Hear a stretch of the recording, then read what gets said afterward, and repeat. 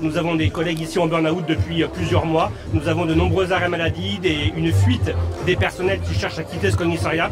Il faut absolument que le ministère aujourd'hui prenne ses responsabilités et fasse cesser ce management malveillant. Cellule de veille après cellule de veille, rien ne bouge.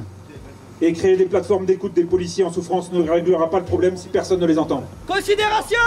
Une seule solution! La mutation! Une seule solution!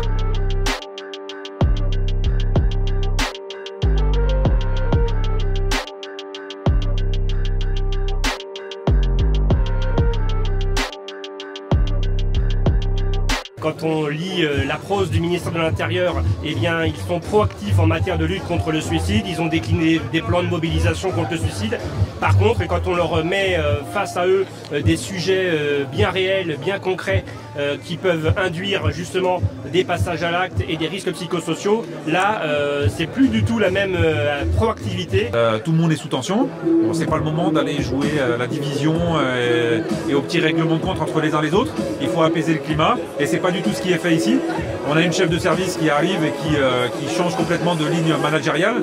Ça crée des tensions dans tous les services, que ce soit sur la voie publique ou judiciaire, avec toujours une demande de rentabilité, faites ci, faites ça, faites-le rapidement, sans pour autant que les collègues aient les moyens et sans se soucier surtout de savoir si les collègues en ont les moyens. Et ça fait des années qu'on le dénonce,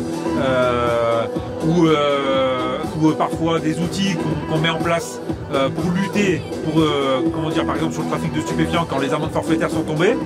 C'est un outil supplémentaire dont on sait qu'il ne servira pas à tarir les trafics de stupes. Quand ce système-là est tronqué pour faire du chiffre, pour faire du résultat, pour dire à son directeur, voyez, moi, les amendes forfaitaires, elles sont mises en place, et ben je verbalise. Et je suis le meilleur commissaire du département. Comme ça, j'aurai peut-être la plus grosse part du gâteau quand il s'agira d'aller chercher la prime au mérite. La mutation! Une seule solution!